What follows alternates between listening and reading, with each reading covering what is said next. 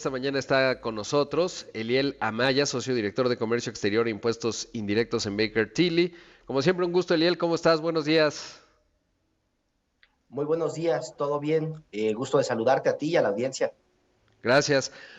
Bueno, primero saber, Eliel, pues ya habíamos tenido varios análisis, programas vinculados a la carta aporte, pero ahora está el complemento carta aporte. ¿A qué se refiere? Pues mira, te platico un poco. El complemento carta aporte tiene que ver con justo lo que tienen que hacer las empresas para acompañar el traslado de mercancías en territorio nacional. En este contexto, como tal, el complemento se añade a un CFDI y este CFDI se tiene que ir a timbrar. Tienes dos posibilidades, un CFDI de ingresos, si es que es el transportista quien está haciendo el timbrado, o un CFDI de traslado, si es que es un tercero que no es dueño del transporte, o bien si lo realiza una compañía con sus medios propios. Claro, me voy a regresar un poco porque, digo, es algo que hemos, y ya lo decía, hablado mucho, pero entender primero qué es la carta aporte y sobre todo también que en el contexto del PASIC, este programa para la contención de la inflación y la carestía, pues se, digamos, omitió la carta aporte en productos básicos, pero entender, por un lado, bueno, regresarnos qué es la carta aporte y segundo, también te pregunto en esa parte, ¿qué tanto ha funcionado este asunto del PASIC vinculado a la carta aporte? Con gusto, Rodrigo. Mira, bueno, el tema de carta aporte, al final del día ya existía un documento llamado carta aporte. Este documento existe desde hace más de 2 décadas y lo que hace es un respaldo para documentar los bienes que se están transportando en el país. Lo que busca la autoridad al incorporarlo en un CFDI es poder identificar cuáles son la procedencia de estos bienes, cuál es el origen, cuál es el destino, de alguna manera darle certeza jurídica a que estos bienes que se están importando pues fueron legalmente importados, están en una ruta legal, están siendo transportados por quien deben de ser transportados. Entonces, es un tema primero de control, que si bien es para poder darle esta certeza jurídica, también trae un trasfondo de control sobre aquellos que están prestando el servicio de transportación. El gobierno federal, en este caso el SAT, se percató de que es un sector que necesitaba pues tener un poco más de elementos para alinearlos en el pago del IVA, en la retención del IVA que se hace normalmente en el tema de la transportación. De ahí que se vuelve una obligación a partir de este año incluir el complemento cartaporte en un CFDI, esta versión electrónica de cartaporte dentro de un CFDI para acompañar la transportación de los bienes. Y regresándome un poco también a ese tema, aunque está vigente a partir del 1 de enero de este año, ahorita estamos en un periodo de prueba que se ha venido extendiendo y no va a ser hasta después del 30 de septiembre que las compañías van a ser sancionadas en caso de que tengan errores en el documento de complemento cartaporte. Claro. Y en ese contexto, ¿quién está obligado a cumplirlo? Mira, tenemos tres actores. El primero de ellos pues, va a ser el propietario de la mercancía. Ujú. Desde su particular esfera de competencia, lo que tiene que hacer es darle la información correcta, adecuada a quien hace la transportación o presta el servicio de transportación.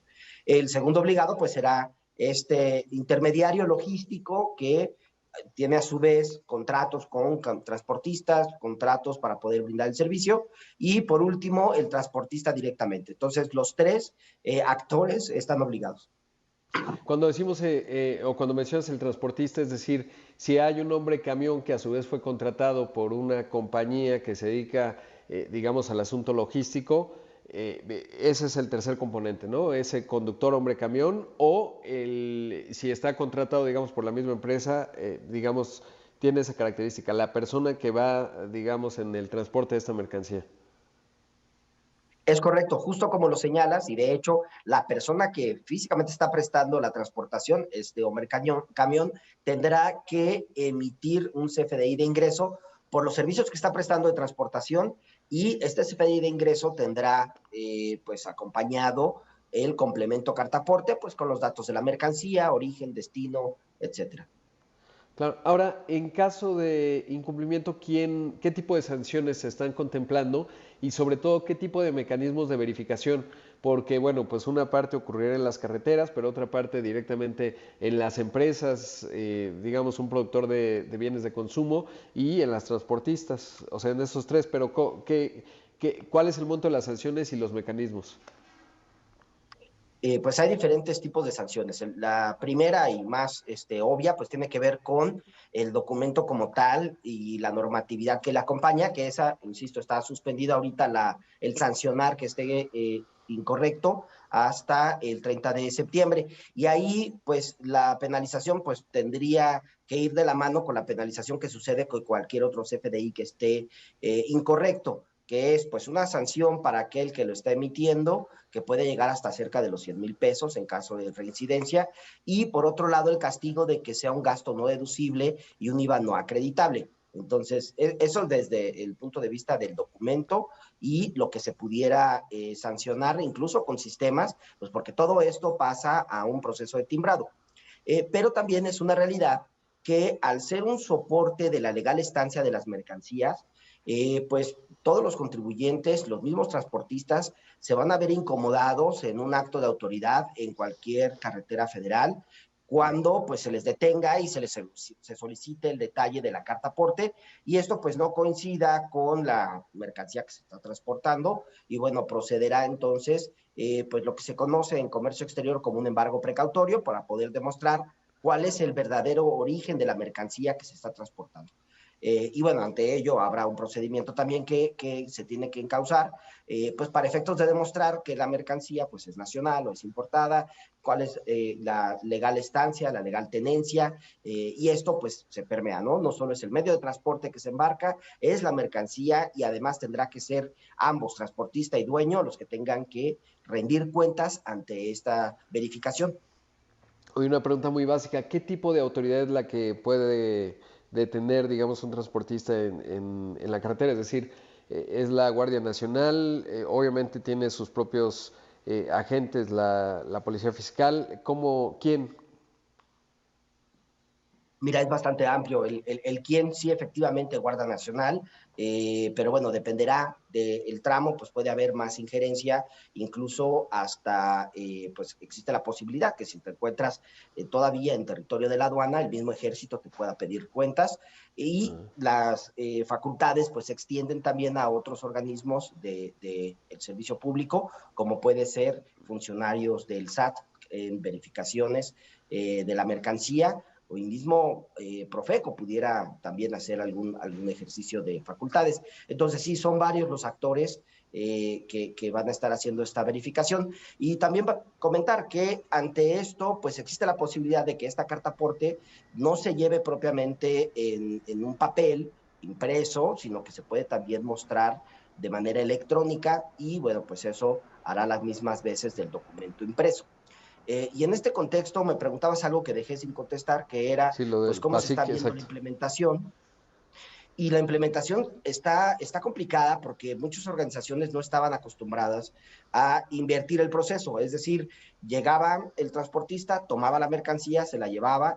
Evidentemente hay un inventario de qué se está llevando, pero no era hasta que concluía la entrega de la mercancía que se emitía una factura, un CFDI.